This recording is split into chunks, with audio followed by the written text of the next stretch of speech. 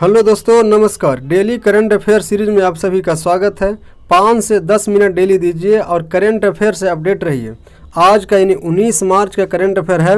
हाल ही में पहला क्वेश्चन है, हाल ही में आयुध निर्माण दिवस कब मनाया गया है? हाल ही में आयुध निर्माण दिवस कब मनाया गया है? तो इसका आंसर हो जाएगा 18 मार्च को मनाया गया है।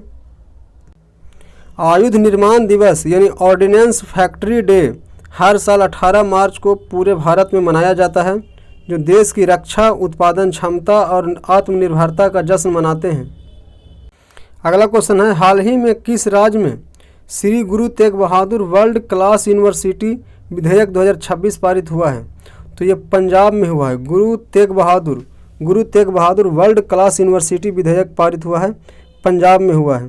पंजाब विधानसभा ने सर्वसम्मति से Shri Guru Tegh Bahadur world class university bill 2026 को पारित कर दिया है।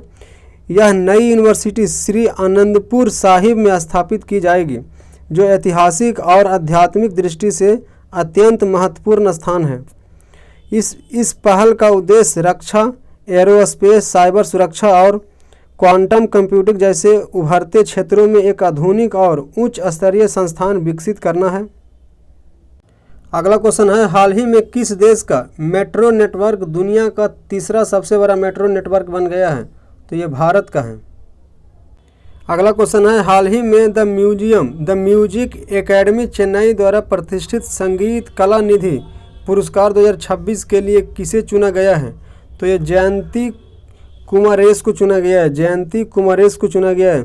प्रसिद्ध बीना वादक जयंती कुमारेश को चेन्नई स्थित द म्यूजिक एकेडमी द्वारा प्रतिष्ठित संगीत कला निधि पुरस्कार के लिए चुना गया है। यह सम्मान कर्नाटक संगीत के क्षेत्र का सबसे प्रतिष्ठित पुरस्कार माना जाता है। हाल ही में नेशनल पैरा एथलेटिक्स चैंपियनशिप 2026 का आयोजन किस शहर में किया जाएगा? तो भुवनेश्वर में किया जाएगा। नेशनल पैरा एथलेटिक्स चैंपियनशिप 2026 का आयोजन भुवनेश्वर में किया जाएगा। हाल ही में दिव्यांग शक्ति योजना किस राज्य में शुरू की गई है? तो ये आंध्र प्रदेश में शुरू की गई है। हाल ही में किसे सिटी यूनियन बैंक का प्राथमिक ब्रांड एम्बेसडर नियुक्त किया गया है? तो ये रविंद्र जडेजा को नियुक्त किया गया है, सिटी यूनियन बैंक का प्राथमिक ब्रांड एम्बेसडर। हाल ही में कहाँ भारत की मदद से बनाए गए 240 फुट लंबे बेली पुल का उद्घाटन किया गया है? तो ये श्रीलंका में बनाया गया है। हाल ही में कहाँ भारत की मदद से बनाए गए 240 फुट की लंबे बेली पुल का उद्घाटन किया गया? तो ये श्रीलंका में भारत की मदद से बनाए गए 240 फुट लंबे बेली पुल का श्रीलंका के चिलाब थोंडुबाबा मार्ग पर उद्घाटन किया गया है इसका। हाल ही में कौन नारियल उत्पादन में विश्व का नंबर 1 देश बन गया है? नारियल उत्पादन में विश्व का नंबर 1 देश भारत बन गया है। भारत ने दुनिया के सबसे बड़े नारियल उत्पादक देश के रूप में अपनी स्थिति और मजबूत कर ली है। वैश्विक उत्पादन में भारत की हिस्सेदारी 30% से अधिक है। सरकार ने बजट 2026-27 में नारियल उत्पादन को बढ़ावा देने और उत्पादकता सुधारने के लिए नई नारियल प्रोत्साहन योजना की घोषणा भी की है। यह पहल लाखों किसानों की आय बढ़ाने और खेती को आधुनिक बनाने के उद्देश्य से शुरू की गई है। हाल ही में एशिया के सबसे बड़े ट्यूलिप गार्डन का उद्घाटन कहाँ किया गया है? तो ये श्रीनगर में किया गया है। जम्मू और कश्मीर के मुख्यमंत्री उमर अब्दुल्ला ने 16 मार्च को आगंतुकों के लिए श्रीनगर ट्यूलिप गार्डन का उद्घाटन किया गया। हर साल हजारों पर्यटक और स्थानीय लोग ट्यूलिप के जीवंत फूलों को देखने के लिए इस उद्यान का दौरा करते हैं। इस उद्यान को एशिया के सबसे बड़े ट्यूलिप गार्डन के रूप में मान्यता प्राप्त है।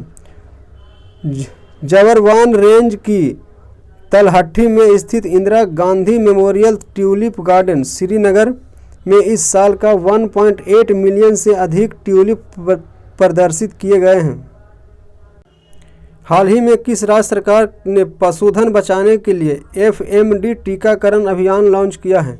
तो गुजरात सरकार ने किया है। ये FMD टीकाकरण लॉन्च किया है गुजरात सरकार ने पशुधन की सुरक्षा और बीमारी के प्रसार को रोकने के लिए राज्यव्यापी फूड एंड माउथ डिजिट यानी FMD टीकाकरण अभियान शुरू किया है। यह अभियान 1 मार्च से 15 अप्रैल तक पूरे राज्य में चलाया जा रहा है। इसे राष्ट्रीय पशु रोग नियंत्रण कार्यक्रम यानी NADCP के तहत लागू किया जा रहा है। इसका उद्देश्य भारत में प्रमुख पशु रोगों को समाप्त करना है। हाल ही में किस राज्य सरकार ने ई-स्वास्थ्य धाम पोर्टल शुरू किया है? ई-स्वास्थ्य धाम पोर्टल शुरू किया है उत्तराखंड सरकार ने। उत्तराखंड सरकार ने ई-स्वास्थ्य धाम पोर्टल शुरू किया है। उत्तराखंड सरकार ने 4 धाम यात्रा के दौरान तीर्थयात्रियों को बेहतर स्वास्थ्य सेवाएं और रियल टाइम निगरानी प्रदान करने के लिए ई-स्वास्थ्य धाम पोर्टल शुरू किया है। यह पोर्टल स्वास्थ्य विभाग द्वारा संचालित है, जो यात्रियों के स्वास्थ्य पैरामीटरों पर नज़र रखता है, आपातकालीन चिकित्सा सहायता सुनिश्चित कराता है। हाल ही में मतुआ धर्म मेला निम्न में से किस राज्य में आयोजित किया जा रहा है? मतुआ धर्म मेला ये पश्चिम बंगाल में आयोजित किया जा रहा है। ये आखिरी क्वेश्चन है जो आप लोगों को बताना है। हाल ही में गौधाम योजना किस राज्य में शुरू की गई है?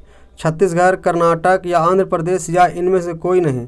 आज का जितने भी करंट अफेयर बने थे वो समाप्त हो गए हैं। फिर मिलते हैं अगले वीडियो में।